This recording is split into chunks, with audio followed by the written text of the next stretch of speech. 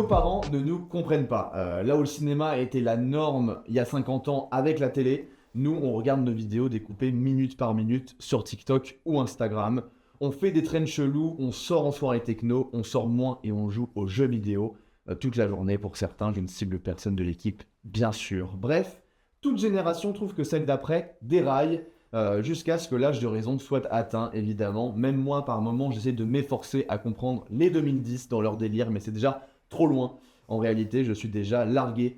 Chaque génération a sa propre vision de ce qu'elle veut pour l'avenir. C'est accompagné de plein de révolutions, de conflits majeurs, parce que oui, toutes les générations ont vécu un conflit majeur dans leur vie, au moins. C'est juste que nous, on était juste pas nés quand le mur de Berlin, par exemple, est tombé, qu'on a eu des guerres comme l'Irak, l'Iran, ou même l'arrivée du sida, on s'en rappelle pas vu, parce qu'on n'a juste pas vécu en fait. Et on a plein de trucs pas cool qui sont arrivés. Le truc, c'est que chaque génération ajoute une touche de folie à la folie générale, et ça arrive même à faire peur aux fous, c'est vous dire. On a du mal à s'imaginer ce qu'on veut pour plus tard, et aux alentours du reste. On n'est pas vraiment dans l'urgence de savoir, en plus, ce qu'on veut vraiment. On est au top niveau dans ce qui concerne notre forme, un peu au pic de forme globale de la vie à cet âge-là. Ça m'empêche que des fois on a du mal à comprendre les choix de vie de certains, voire on pense pas ça possible du tout. On juge pas bien sûr, juste qu'on ne comprend pas les choix de vie de certains. Même si des fois on juge, et c'est mal, je l'avoue. En tout cas, bienvenue dans Anyway. Aujourd'hui on reçoit Salah, prof d'histoire, pour parler un petit peu de tous ces modes de vie qu'on peut parfois adopter, ces projections. En tout cas, merci d'avoir accepté l'invitation dans l'émission. Merci de l'invitation. On est bien sûr très reconnaissant. Sur le plateau, aujourd'hui, évidemment, on a Adrien. D'ailleurs, il faudra qu'on te rende à tes parents, parce qu'on ne sait pas vraiment ce que tu fais là. C'est le problème. Il va falloir que je parte, là, c'est bon. C'est tout le problème, tout le problème des collégiens, c'est qu'il faut après le rendre à leurs parents. Mais en tout cas, ravi bien sûr que tu sois avec nous pour rebondir sur tout ce qui sera dit dans l'émission.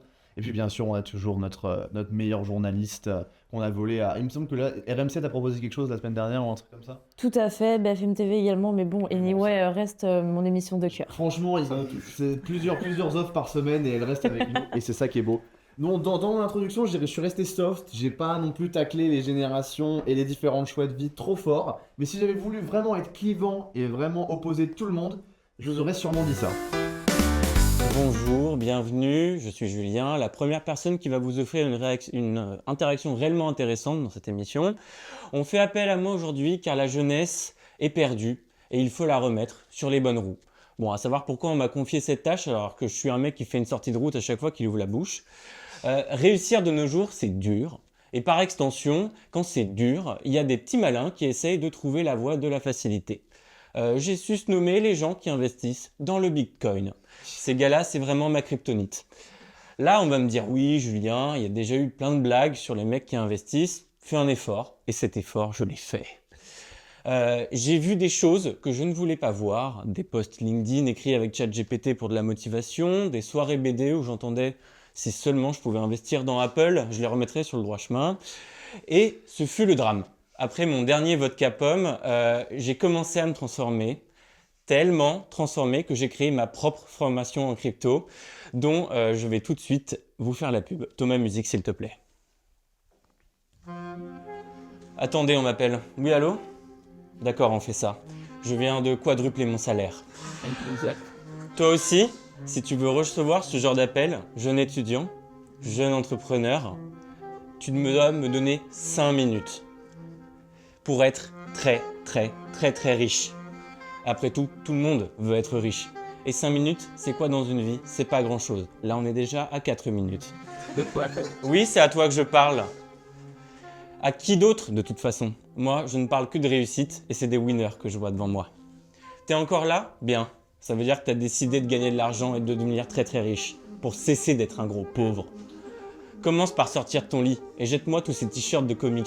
C'est pas Batman que tu dois devenir, c'est Bruce Wayne. Oh là là. Quand on est Bruce Wayne, on gagne beaucoup d'argent. Et moi, l'argent, c'est tout ce que j'aime. Hier, j'ai gagné 4 000 €. J'en ai perdu 12 000, mais j'étais quand même beaucoup plus riche que toi pendant ces certaines heures. Si j'arrive à faire tout ça, comment je peux le faire ? C'est très bien, tu es curieux. Continue de poser des questions. C'est parce que moi, je me lève tous les jours avec le même mindset. Être un bad boy. Tout le monde te dit, qu'investir, c'est le danger dans la vie. Alors que moi, j'aime le goût du risque. Parce que ne pas prendre de risque, c'est déjà un risque. Hashtag motivation. Si tu penses à travailler aujourd'hui, c'est que tu aurais déjà dû le faire hier. Hashtag à méditer. Tu vas me dire, mais Julien, comment tu fais tout ça? Bien, je vais pas vous le dire. Parce que ma réponse, ce sera dans ma formation complètement gratuite à seulement 50 €. Si 50 € c'est beaucoup pour toi, c'est que tu as encore plus besoin de moi. Parce que pour moi, 50 €, c'est pas grand chose, même si j'en ai perdu beaucoup trop. Je te propose seulement, pas seulement de réussir, mais dans ta vie pro, mais aussi dans ta vie perso. Va lui parler à cette nana. T'as peut-être un petit pénis, mais au moins t'as un livret A. Continuez à rigoler, ça me fait plaisir. Hashtag pas de rageux. Si tu veux commencer à faire des euros et devenir un crypto bro, enfile ta doudoune sans manche Patagonia et ton chino beige et viens faire de l'argent avec moi sur crypto-invest.com. Gros bisous. Franchement, bravo. Alors attends, tu m'as dit crypto quoi? Ça m'intéresse un peu en fait ce que tu me dis globalement. Surtout que j'aimerais bien pouvoir m'acheter de la haute couture française assez rapidement. Donc si jamais tu as un vrai plan, moi ça m'intéresse. En tout cas, Julien, on ne diffusera pas ta chronique puisqu'en fait si on la diffuse, les gens seront au courant du tips.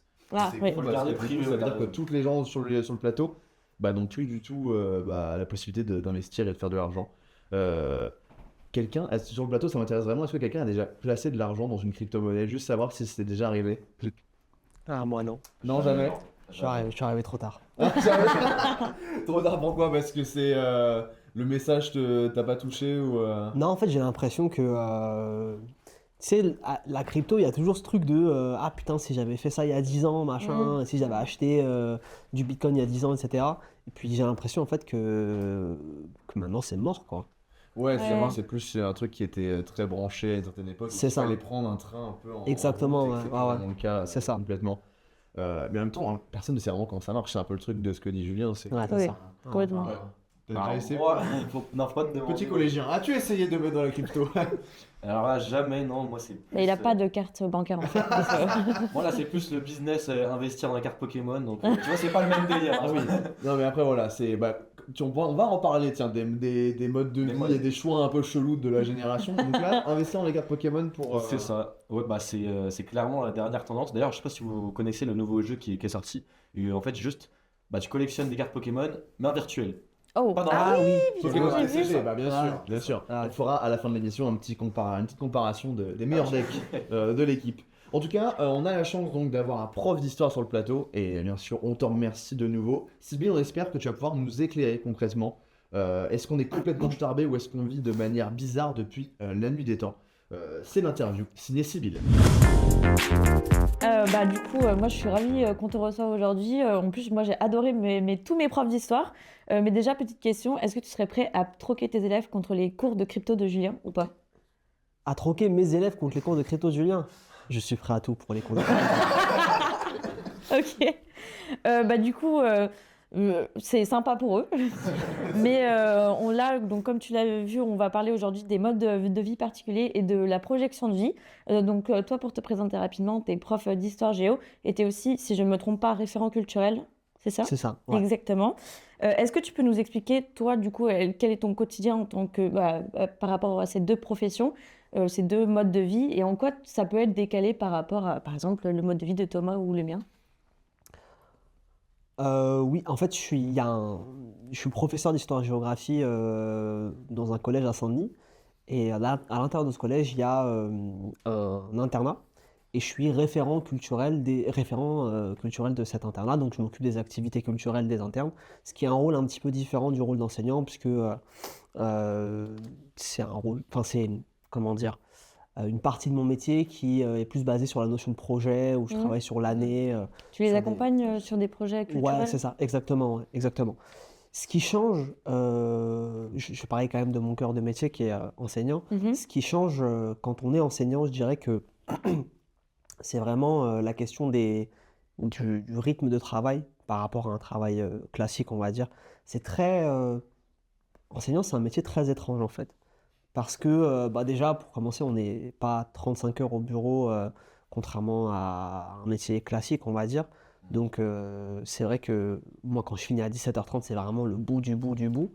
Et puis on travaille, moi j'ai 18 heures face aux élèves, Mhm. donc ça peut paraître très peu, mais tu vois par exemple hier, bon là on est dimanche, hier on était samedi j'ai travaillé toute la journée, mais C'est c'est tu... intéressant, moi j'aime beaucoup parce que tu peux quand même moduler ton Mm. temps de travail, tu vois, et décider par exemple de travailler un moment et pas travailler un autre, etc. T'as quand même des emplois du temps assez fixes, non? C'est proposé, enfin en tout cas Ouais, dicté par ton établissement.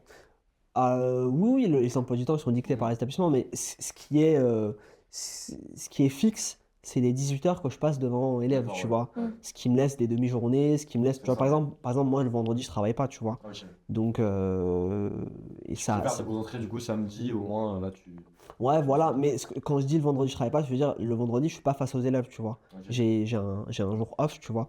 Et je vais pas dire que c'est ce qui m'a attiré parce qu'en réalité, quand tu es attiré par ça, tu finis en dépression au bout de 5 ans. Quand c'est le temps de travail qui t'attire, les vacances et tout, Mm. tu finis en dépression au bout de 5 ans parce que la réalité, c'est que les 18 heures que tu passes face aux élèves, c'est des heures qui sont vraiment, qui peuvent être épuisantes psychologiquement, qui prennent beaucoup, beaucoup de ton énergie, y compris quand ça se passe bien, parce que Mm. être un adulte seul face Avec à autant 25-30 de... élèves, Surtout s'ils sont 25-30... pas disciplinés, s'ils sont. Ouais, voilà, et puis même s'ils le sont, j'ai envie de dire, si tu fais bien ton travail, tu te rends compte que tu as 25 âmes en face de toi, Mm. qui ont chacun leurs problèmes, qui ont chacun leur... Et puis, et Ouais. c'est ça c'est difficile à gérer, quoi. Et en plus, je trouve qu'il y a beaucoup de... Enfin, je sais pas si vous pouvez parler pareil, mais moi, je trouve qu'il y a des profs qui vraiment te marquent et ils peuvent t'emmener tellement Ça, haut. Et mine de rien, je pense que c'est... Mine de rien, tu veux tout emmener, je pense, tous tes élèves le plus haut possible. Et ça fout une petite pression, quoi, quand même. Ouais, t'as une responsabilité qui pèse vraiment, quoi. Donc c'est pour ça que je dis que ceux qui décident de faire ça pour les vacances, pour les 18 heures semaine, en Mm. général, ça fonctionne pas très bien, quoi. Pas une super Ouais. bonne motivation. C'est ça, exactement. Et tant qu'on parle justement de génération, j'ai vu que quand j'ai fait mes petites recherches sur toi, j'ai vu que tu avais déjà pris la parole pour parler des jeunes et de leur impact. Alors du coup, là, vu qu'on parle de projection, est-ce que tu penses que les jeunes, du coup, actuellement, peuvent apporter quelque chose de bien pour le monde de demain? Quel est le type de changement qu'ils peuvent apporter? Quelle influence? Et est-ce que toi-même, ils t'influencent des fois? Euh, je dirais que quand tu dis les jeunes, est-ce que tu parles de vous? Ou est-ce que tu parles Je parle des plutôt 2010? de... Bah, pour ton point de vue, à toi, je pense que c'est plus intéressant d'avoir tes jeunes à toi, donc Ouais, tes ouais. élèves. Après, si jamais tu as un avis aussi sur notre... Des collégiens comme moi, quoi. Voilà, exactement. Honnêtement, je trouve que la génération d'aujourd'hui, c'est une génération qui est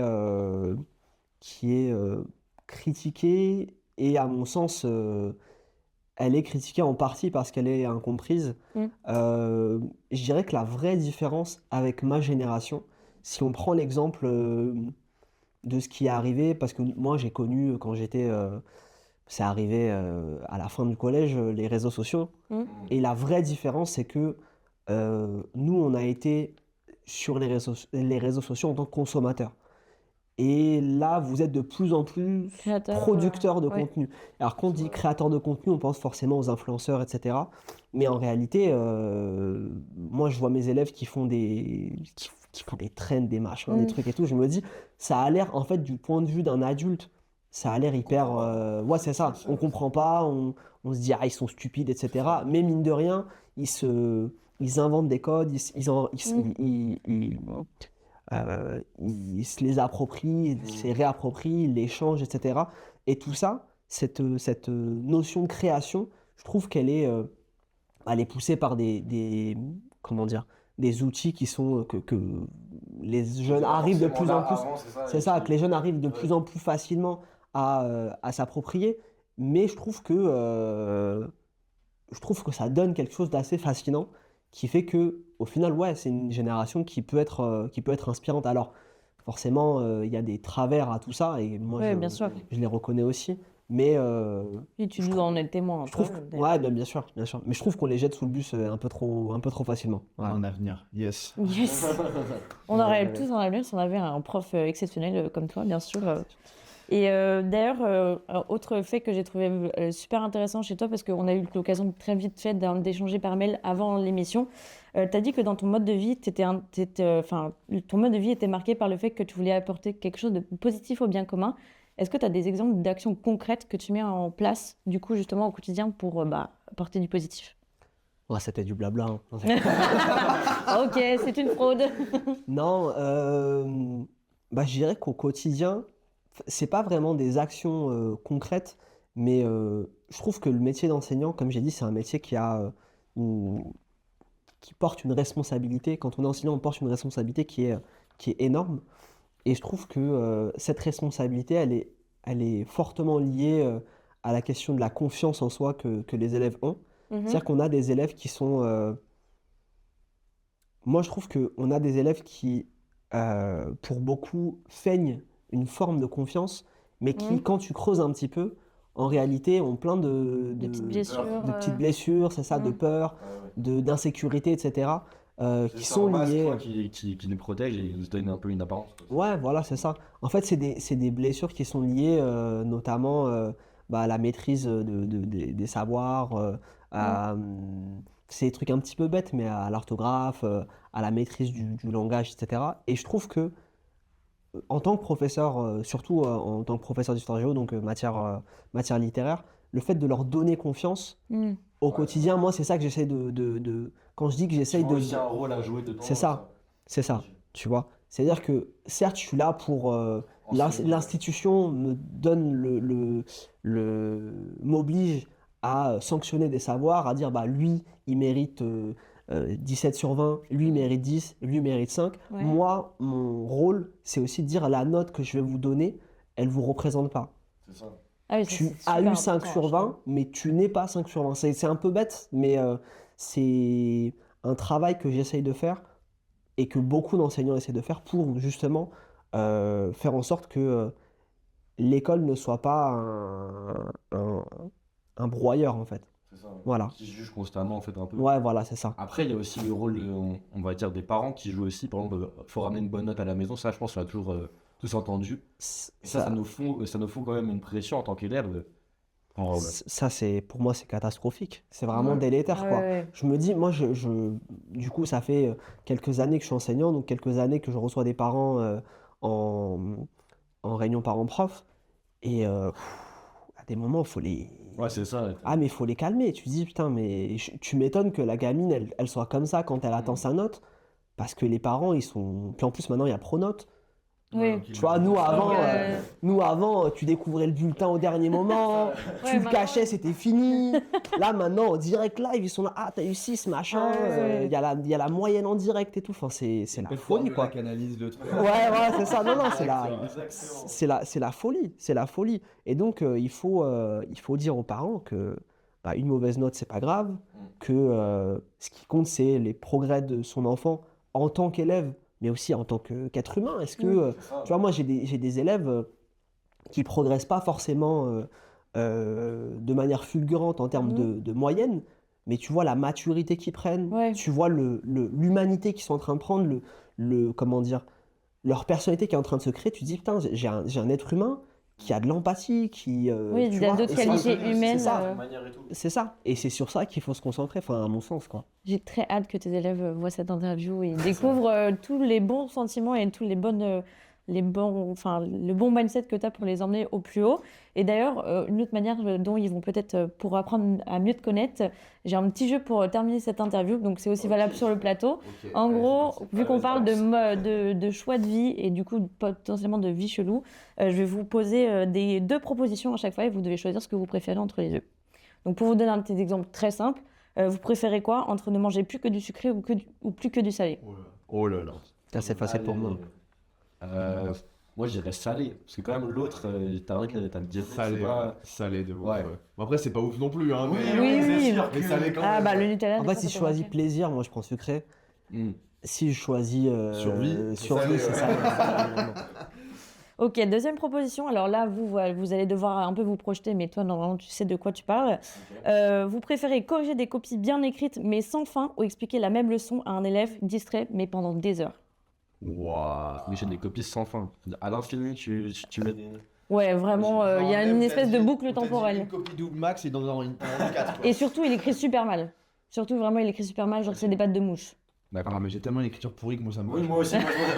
Limite, on se comprend, on arrive Ouais, à je vois. déchiffrer. Ça va être un vrai enfer, ouais. Moi, il n'y a pas grand-chose que j'aime moins que corriger des copies. Ok, Wow. oui. Vraiment, c'est l'enfer pour moi. Donc tu dois. Ah oui, Donc, ouais, bien écrit, pas bien écrit. Pas bien écrit, c'est l'enfer. Une fois, j'avais un élève, il m'a fait un truc d'une page et demie. Je vous jure, c'était une phrase. Une phrase. Une phrase d'une page et demie, sans point, sans rien. Waouh. Ah, j'ai fini, j'étais en apnée. Je sais pas. C'était l'enfer. Donc, mais de manière générale, je n'aime pas corriger des copies. Même Ok. même des bonnes copies, etc. C'est un Donc, truc que je déteste. l'élève distrait pendant des heures. Moi, ça me dérange pas. Ok. Ça me dérange pas. Question un peu touchy. Est-ce que vous préférez que Trump devienne notre président ou mettre la retraite à 80 ans? Bon, bah, c'est la fin de l'émission.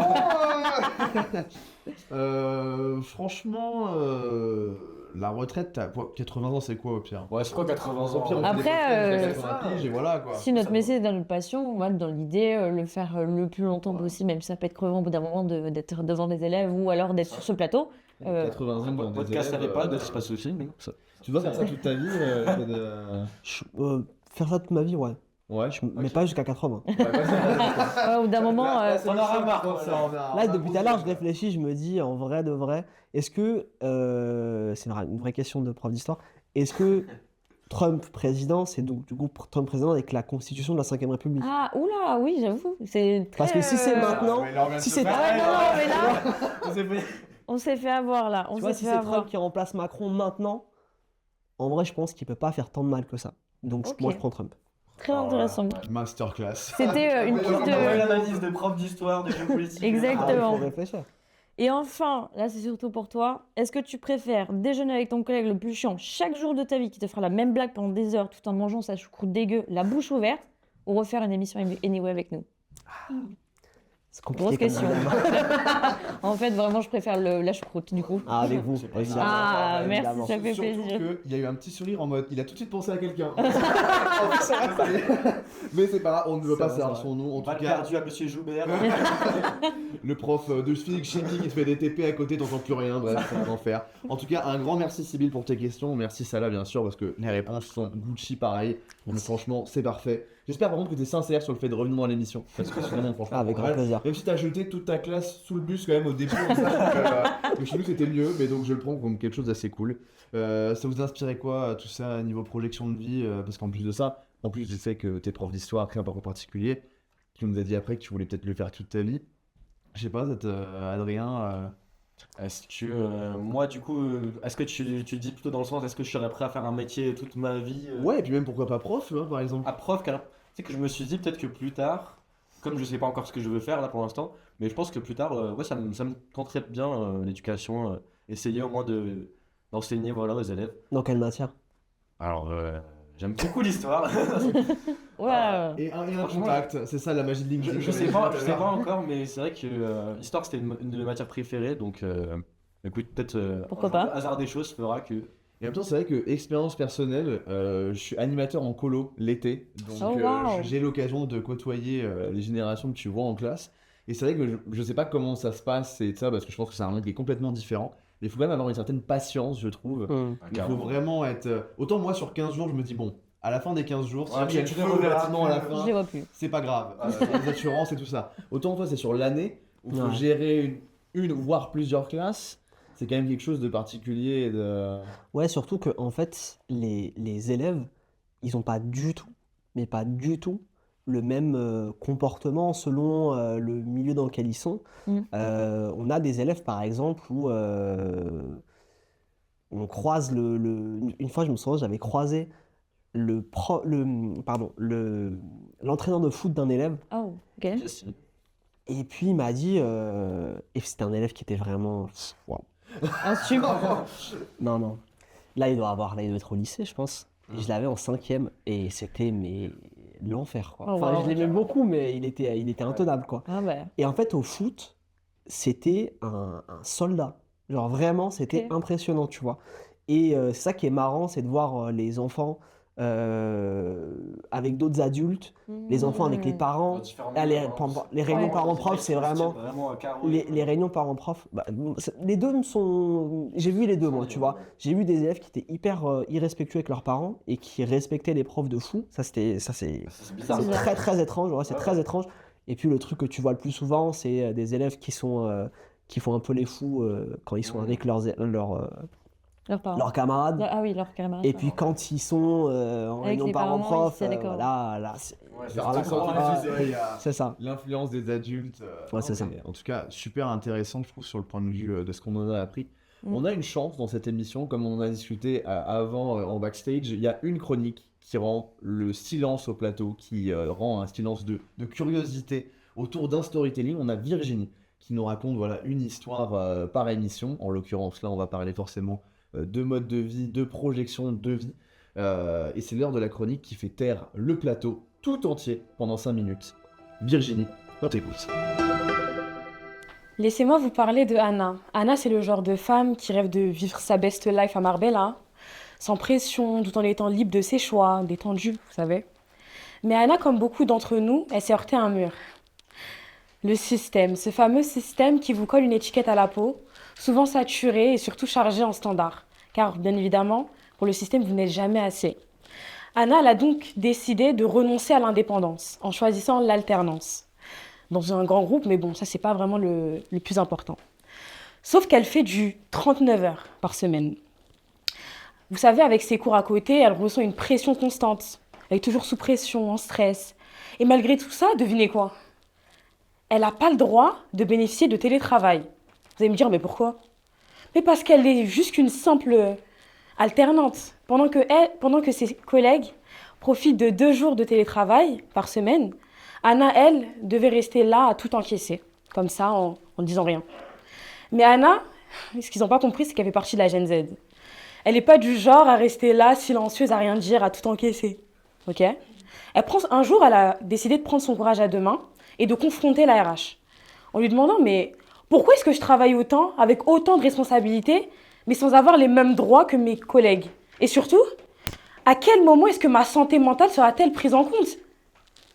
Vous pensez que ça a changé quelque chose? Je vous arrête tout de suite. Il n'y a pas eu un mot, il n'y a pas eu une action, il n'y a pas eu un changement. Comme si au final, ces efforts, ils valaient rien. Comme si ce que Anna elle faisait, c'était du bénévolat, vous savez. Mais ce qu'ils n'ont pas compris, c'est que Anna, c'est une battante. Elle a donc refusé de se laisser broyer par ce système injuste. Elle a décidé de dire stop.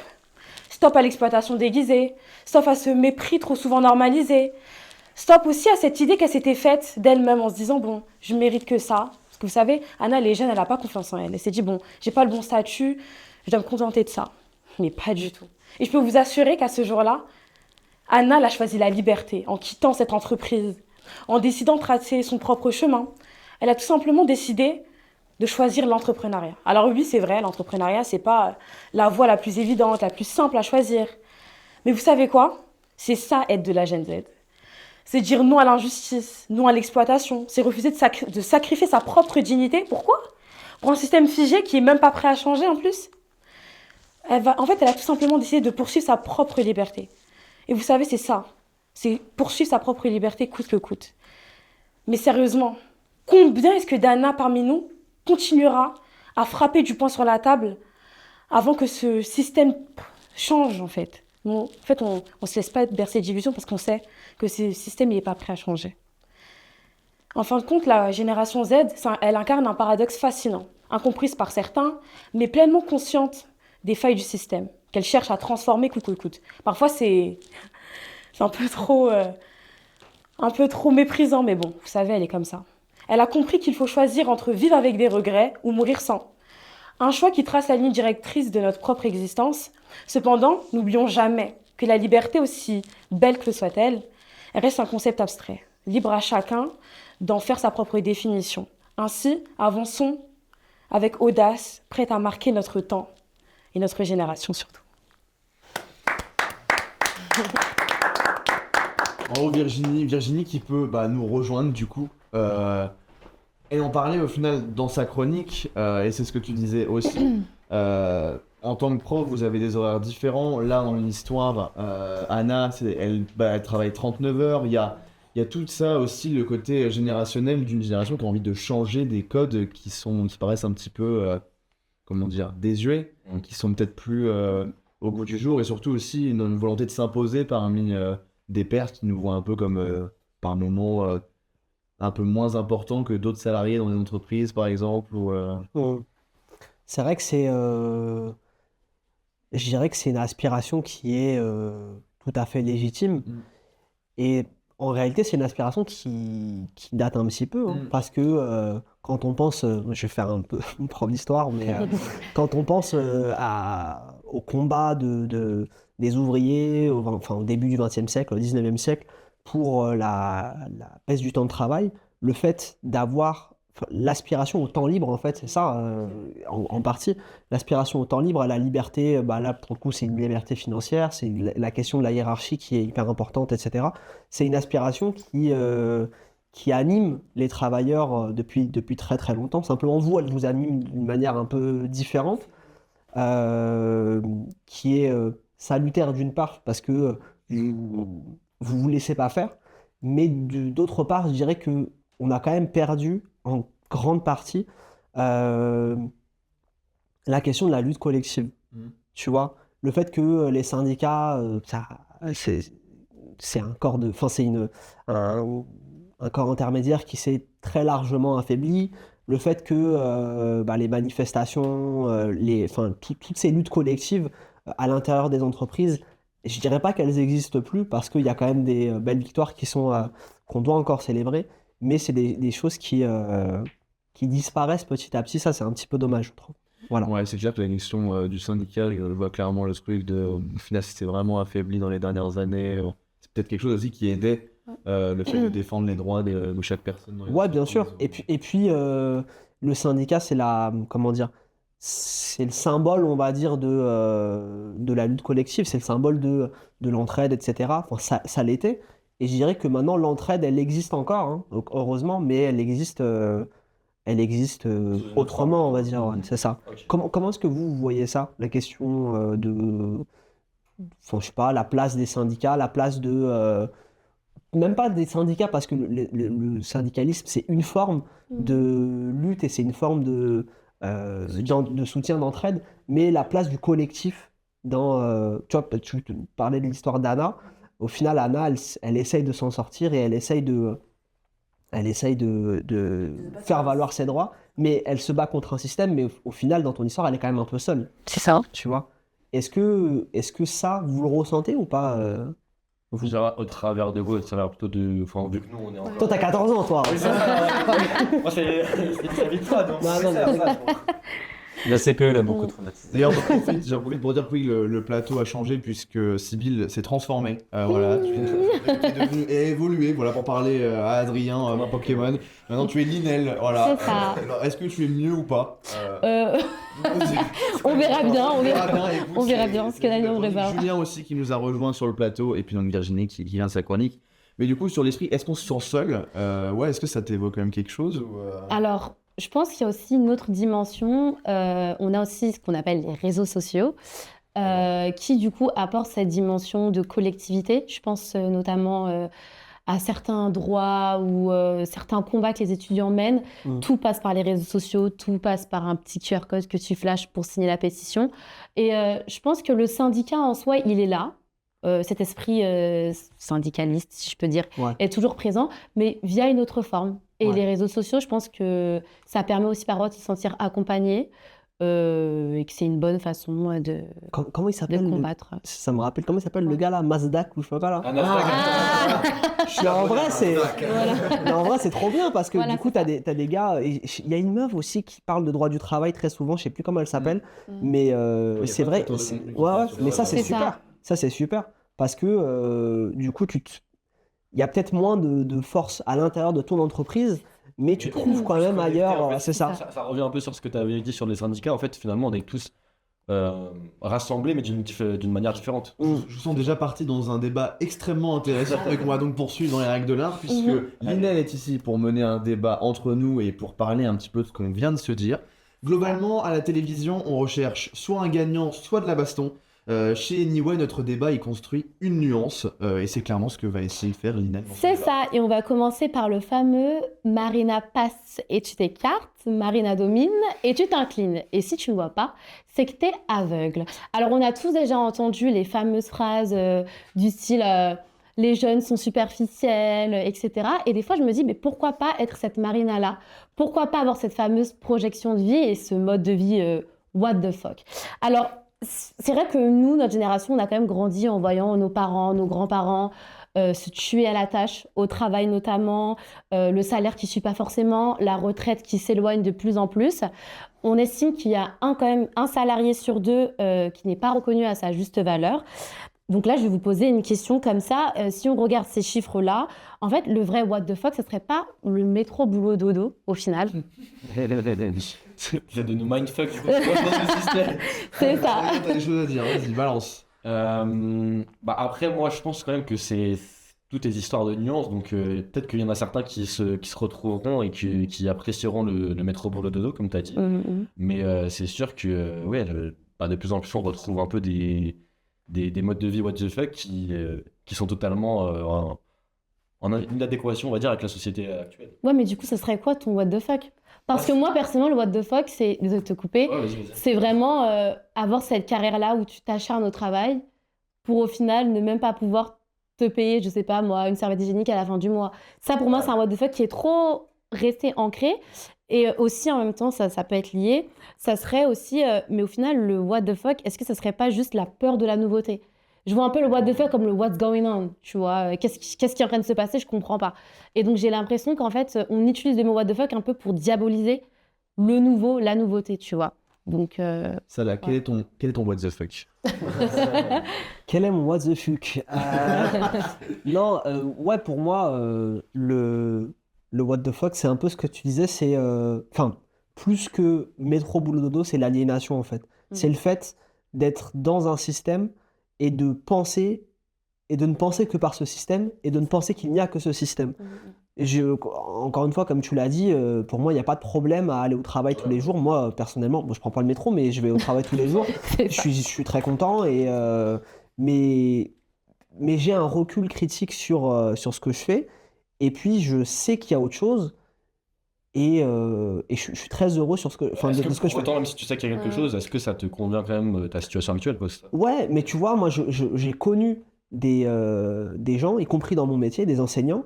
Enfin, moi, j'ai vécu des scènes qui me... Enfin, ça me brise le cœur, en fait, tu vois. Tu vois des gens qui viennent vraiment au taf, à reculons, qui ont une manière de parler des élèves. Tu te dis, mais frère, ils ont vraiment 13 ans. Genre vraiment calm down, quoi. Mais tu vois, et en fait, pour moi, c'est de l'aliénation, parce que c'est des gens qui n'arrivent pas à voir au-delà de... Enfin, en fait, moi, je me dis, si j'étais à leur place, vraiment, je changerais de taf. C'est ça. Tu vois, et en fait, c'est ça pour moi vraiment le what the fuck, c'est d'être aliéné par un système, de rentrer dans quelque chose. Tu vois, c'est la question de la propriété qui était hyper importante à l'époque de nos parents. Parce que même si on fait genre on n'est pas de la même génération, on va faire comme si... ok. On va faire comme si... On est au même siècle, là. donc, J'ai une moustache, je rentre dans le personnage. Voilà, ok. Donc à l'époque de nos parents, la question de la propriété, c'était hyper important. Il fallait être propriétaire, c'était super important, etc. Et aujourd'hui encore, c'est quelque chose qui est un peu resté. Et ben pour moi, ça c'est une forme d'aliénation. Pourquoi? Parce que on a des gens qui ont pour objectif, ils savent même pas pourquoi, d'être propriétaires. Bon, évidemment que ça a des avantages de l'être pour plein de raisons, etc. Ça leur est resté dans la tête parce qu'on leur a trop souvent martelé ça. Voilà, et au final, qu'est-ce qui se passe? On a des gens qui vont... Du coup, pour être propriétaire, il faut avoir un CDI. Mais Qui va avec aussi, du coup. Ça. Ouais, voilà, c'est ça. Et propriétaire. CDI propriétaire, mais du coup, qu'est-ce que ça veut dire? Ça veut dire que quand tu es propriétaire, que tu t'es endetté sur 10 ans, 15 ans, 20 ans, 25 ans, ton CDI, tu peux plus le lâcher. T'es enfermé. Tu vois, tu es enfermé. C'est Et au ça. final, la question de l'aliénation, elle rentre encore dedans, tu vois. C'est-à-dire que quand tu signes un CDI, tu le signes en te disant, bon, bah, soit je vais aimer ça toute ma vie, soit je fais ça parce que c'est la sécurité. Mais quand tu fais ça parce que c'est la sécurité, bah, il y a un moment donné où ta sécurité mentale, elle est plus garantie, tu vois. C'est ça. Voilà. Et pour revenir à ça d'ailleurs, il y a eu là du coup l'arrivée d'Internet qui a du coup bouleversé celle de l'autre siècle, on va dire ça comme ça. Et donc du coup en fait on était par rapport au rêve américain notamment, on voyait beaucoup la projection de vie, on se disait oh aux États-Unis c'est un truc de ouf et tout. Et avec l'arrivée d'Internet au final ça a été un peu les États-Unis qui s'ouvrent à nous. Donc on a pu voir qu'en fait qu'à l'étranger c'était possible de travailler chez soi, que c'était possible en fait d'être à fond nature et de gagner son SMIC tranquillement. Et je voulais vous poser la question du coup, est-ce que vous pensez que le what the fuck s'est installé grâce à Internet et grâce à l'ouverture du monde qu'on a aujourd'hui, ou au final le what the fuck a toujours été parmi nous, mais on l'a pas forcément, vous savez, exprimé. Ouais. Je pense que du coup, était déjà présent depuis longtemps, mais ça devait être des cas isolés, un peu. C'était des marginaux qui étaient Ok. vraiment en dehors de la société. Un ermite, par exemple, qui vit dans une grotte, ça, pour moi, c'était un peu un what the fuck à Ouais. l'époque. Mais Julien, toi qui parles bien what the fuck, vu qu'on a vu ta chronique, hein, N'hésitez pas à investir. Mais moi, je citerai le grand philosophe Fabrice Eboué, qui a dit que Internet a permis à l'idiot du village de rencontrer l'autre idiot du village. Et Ouais, donc, ça. le what the fuck existait déjà avant, et ça n'a fait que pas le gangréner, mais l'augmenter, quoi. Ouais, c'est vrai que, bon, voilà, par exemple, je sais pas si on parle particulièrement de Twitter, par exemple, Ouais. mais c'est vrai que sur certaines plateformes, on peut très très vite être amené à avoir une concentration. Je sens qu'il y a quelque chose, vas-y.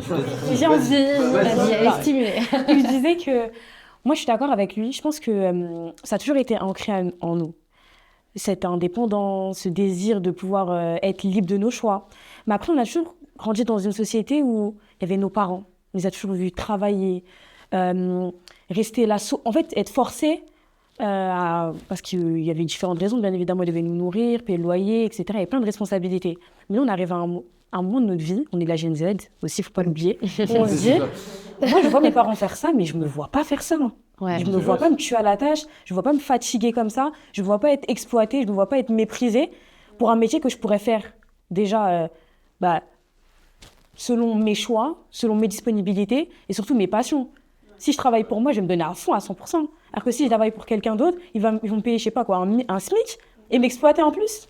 Après, Il si y on a tout reprend ça de ce aussi que qui disait fait. Salah, par exemple, sur le côté, au final, peut-être que ces CDI-là sont plus là aussi pour financer des projets. Par exemple, quand on devient parent, qu'on a un enfant, on a besoin de peut-être de revenus réguliers. Ça peut aussi peut-être convenir à une partie de personnes qui sont dans la nécessité d'avoir quelque chose de fixe pour pas avoir, parce que ce qui est bien aussi, on parle beaucoup de côté freelance, tout ça, mais c'est que le revenu d'un freelance, il fait les montagnes russes chaque mois, quoi. Moi, je suis d'accord avec enfin, je trouve que cette aspiration à la liberté, elle est hyper noble, tu vois. Après, la question de l'aliénation, pour moi, elle peut pas se départir. Enfin, c'est pas lié à un statut, tu vois. C'est pas genre, t'es en CDI, t'es aliéné, et t'es entrepreneur, tu l'es pas, tu vois. Moi, j'ai des gens de ma famille qui sont entrepreneurs. J'ai même mon frère qui est entrepreneur. Et en gros, il est menuisier. D'accord? Donc, franchement, trop bien.